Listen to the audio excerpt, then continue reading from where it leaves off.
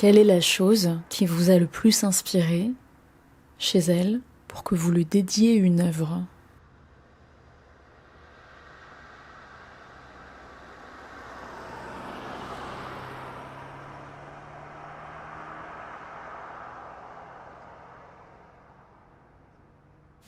Je crois que c'est la lumière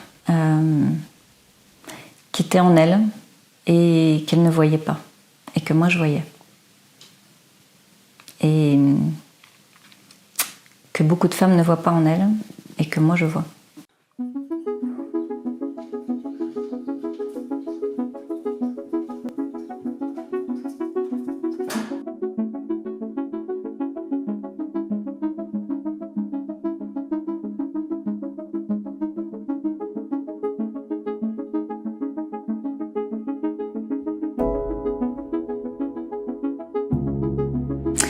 C'était un jour de mai.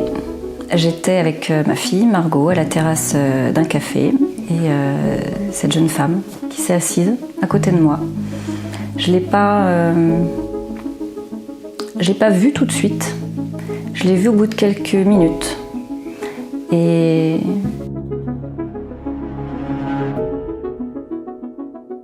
puis, pendant que ma fille coloriait et que je buvais mon thé, mon esprit a divagué et s'est amusé finalement à imaginer la vie qui pourrait être la sienne, ou qui était peut-être la sienne et qui allait devenir la sienne, si elle allait sur une sorte d'émancipation d'elle-même en fait.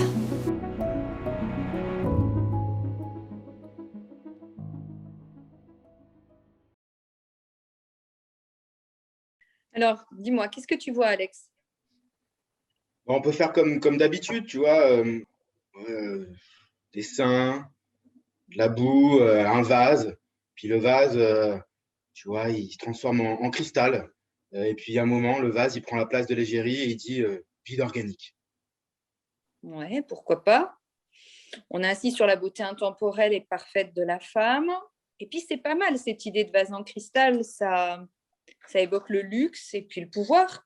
Et donc, si je résume, des seins, de la boue et un objet qui parle à la place de la femme. Ouais, c'est bankable. C'est bankable, Alba. Ouais. Et ça te parle vraiment, ça? Bah, écoute, c'est incontournable aujourd'hui. Mais c'est surtout vachement réchauffé quand même. Alors, je sais pas, peut-être que pour une fois, on pourrait innover, présenter d'autres attitudes quand même. Moi, je verrais bien plusieurs femmes qui vivent leurs passions, leurs envies, de manière authentique. Des femmes qui chantent, des femmes qui dansent, qui écrivent, qui peignent.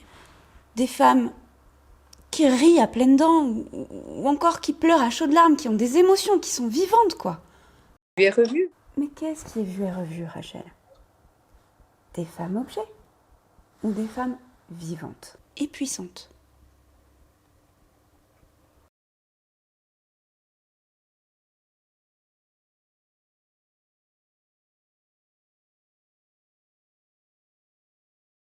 Allez, l'histoire. Chaud devant les enfants. Là, t'as la mère du chat. Quelqu'un peut me faire une petite place Pour qu'il s'il vous chope plaît. le mur. Oui, merci Julie, c'est gentil.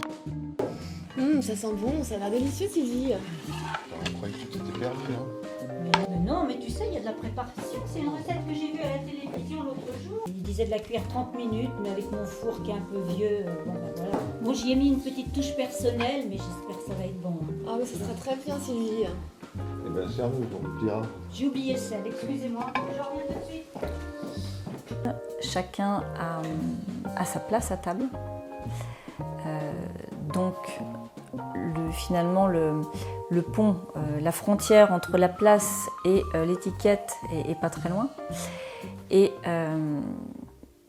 ouais, cette scène sur la place en dit long, c'est-à-dire que la place qui est la tienne à table n'est pas forcément la place qui est la tienne dans la vie.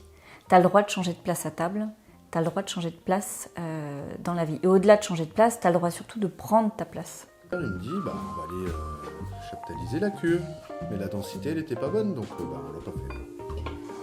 Pas loin. À vous jour. Bonjour. Ouais, ça va bien. J'ai du monde en ce moment. Tout le monde à l'atelier. Voilà. c'est bon, comment vous trouvez? Ah, c'est bon ça. Ouais, c'est pas mauvais. Oui. Et toi, ma chérie, comment tu trouves la soupe, si tu la trouves bonne? La soupe? Oui. Ah, mais j'aime. J'aime. Ah, mais c'est vraiment excellent, Sylvie. Ça nous rappelle l'Asie, hein, Fred? Je trouve. De toute façon, pour aller voir ces destinations, on est obligé de prendre l'avion ou le bateau, hein, donc voilà. L'autre solution, c'est de travailler.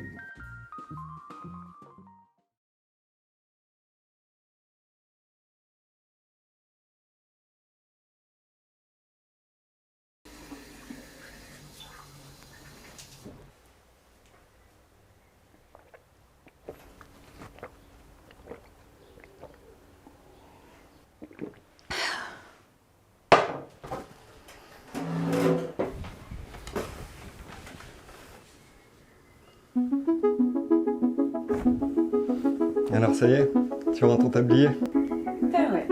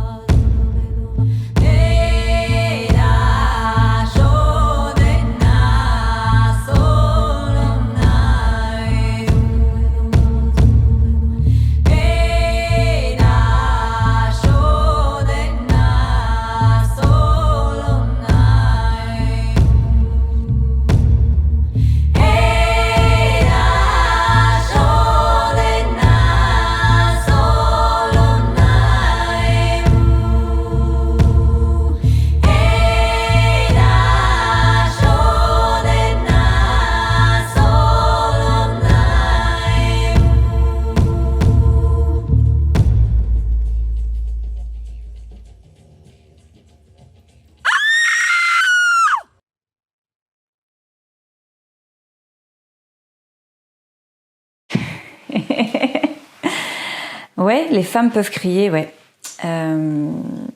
Comme beaucoup de femmes de ma génération, hein, alors a fortiori des précédentes, mais aussi encore des actuelles. Le côté c'est pas beau d'être une petite fille qui crie, ou c'est pas beau d'être une petite fille qui fait ci ou qui fait ça. C'est vrai qu'on a une représentation de la femme dans une fausse polarité féminine finalement. Parce que qu'on soit homme ou femme, on a nos polarités féminines et masculines, mais ce que j'appelle les fausses polarités, c'est des systèmes de codes très patriarcaux finalement, où l'homme est forcément quelqu'un d'hyper fort, de responsable, de solide, rien de latin, etc. Avec tout ce que ça induit en termes de poids, en termes de responsabilité, de maintien, de cohésion. Enfin, il y a un gros poids qui pèse aussi sur les hommes et sur les femmes. Eh bien, tout cet aspect fragilité, douceur, accueil, etc. Et oui, bienséance aussi, ça va avec contrôle, voilà, contrôle de soi. Voilà. Une femme se contrôle avec ce corset qu'on a porté pendant des siècles pour aussi contrôler les émotions et tout ce qui s'y passait. Mmh. Donc oui, tout ça pour dire que oui, une femme crie et une femme très bien crie aussi. Testez, trompez-vous. Vous avez commencé par dire que voilà, j'étais entrepreneur, mais en fait, je crois que j'entreprends tout simplement ma vie, en fait, quelle qu'elle soit.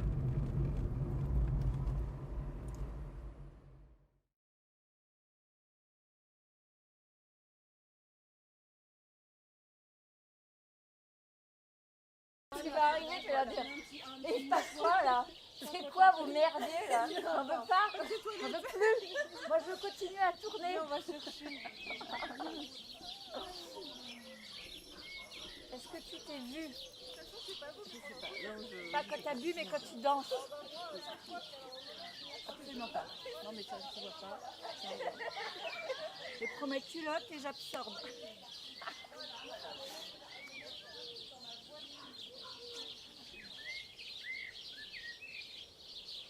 Thank